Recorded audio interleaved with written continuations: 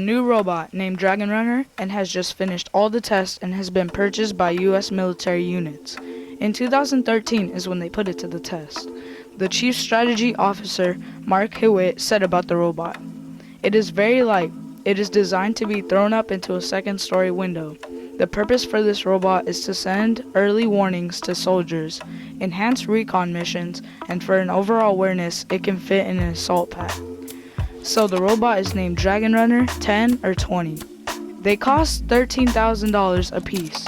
The Dragon Runner weighs 20 pounds and measures 12.2 inches wide, 16.6 inches long, and 6 inches high. It was designed at Carnegie Mellon University, and function and designs were built by Automatica Inc. It can go through two-story windows, little areas soldiers can't go through, records information from enemies or information a soldier can't get. Dragon Runner helps out by providing soldiers with a view around corners and other different obstructions that prevent them from seeing hidden enemies. It is also designed for it to go in areas dangerous for soldiers to go through, usually urban environments. It also has a camera for surveillance to spy on enemies. This piece of robotics is good for the military. This robot can do many things.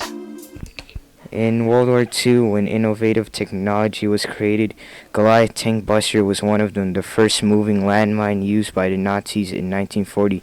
It was used to take out large tanks, bridges, and infantry groups. The Goliath was 64 inches long, 34 inches wide, and 24 inches tall. The Goliath used E-motors and V-motors. The E-motors were electric motors that would not often work, and the V-motors were gas motors. They can move 2 kilometers faster than the E-motor. The Goliath had poor ground clearance, 11.4 centimeters, and Goliath can only be used once. Goliath was created by Adolphe Cagresi, a French vehicle designer, but was found by Nazis.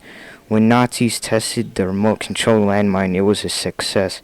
It can move, turn, carry heavy resources, and can destroy a tank with one explosion. Overall, the Goliath was a fail. It had no benefits due to several problems.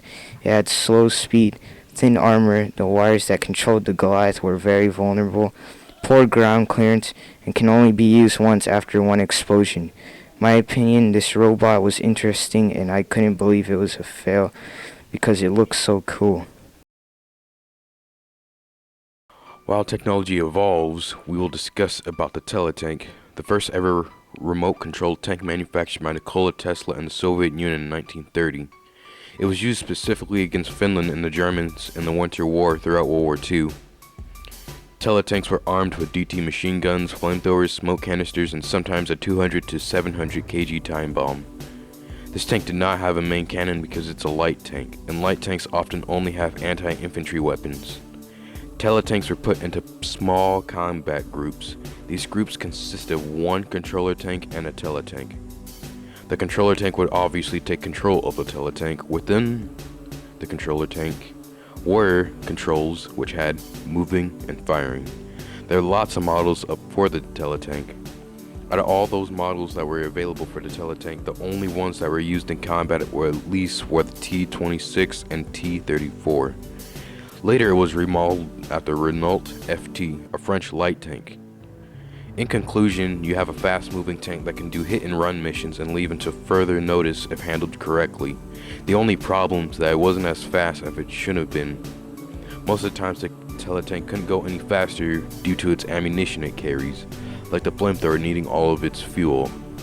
Worse, that if its own infantry or other vehicle units could take its fuel away for the teletank just because no one uses it, or when it's entrenched or its operators are missing. Drones were first used by the Austrians on August 1849. They used air balloons with bombs and they flew them over without a pilot inside the balloon. These air balloons were used in the U.S. Civil War in 1862. Skipping over 20 years to 1898 during the Spanish-American War, the U.S. military fitted a camera to a kite, producing the first ever aerial reconnaissance photos. They needed these drones to help them in the wars known as the Civil War, Spanish-American War, and they used this drone against the city of Venice. The robot I'm riding on is an MQ-9 Reaper drone.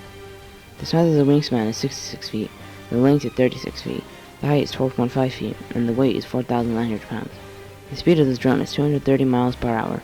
The cost of the drone is $56.5 million, including all the missiles and fuel and accessories. The design of this drone is made like a normal plane, with wings and a spinner in the back of the drone. The manufacturer is General Atomics, and the people that use it is the U.S. Air Force. The drone can fly and shoot missiles and scan places and even give feedback on places. In conclusion, the benefits of this drone is it can be used to defend this country, and it can help us scan places and calculate things, and it saves the risk of pilots' lives. This drone is really useful. I think this drone could be used effectively. Military drones have been around since World War I and were bombs and radio control equipment on board. They were the first concept of today's cruise missiles like the Tomahawk cruise missile used by the U.S. Navy. The MQ-9 Reaper is made by General Atomics and is needed for reconnaissance, surveillance, and is also needed to do airstrikes against terrorists like ISIS. Its purpose is to do reconnaissance missions, survey an area. It also has a day-night all-weather camera under the nose of the vehicle. Its camera also has thermal imaging. And one of its dilemmas is it can't outmaneuver other aircraft like fighter jets, and it can't fly for long, only 14 hours fully loaded. The MQ-9 Reaper technology has been around since World 2001, fully operational in 2007. It's the size of a Ford F-150 pickup truck, and its design is long, narrow wings. Its nose is designed to reduce drag and has retractable landing gear. It costs it $16.9 million USD, and its function is to provide accurate info about the enemy and provide airstrikes without sacrificing human lives. Its other function is to provide real-time video imaging surveillance. The benefits of the MQ-9 Reaper are that no human lives are sacrificed. It never gets hungry, tired, sleepy, or calls in sick, and it can fly for hours without fatigue. It can also be taken control anytime by the operator if a mistake happens. My opinion that it's a good platform in reconnaissance, surveillance, and a strike platform. It's a good piece of technology and can do many things regular pilots can't do.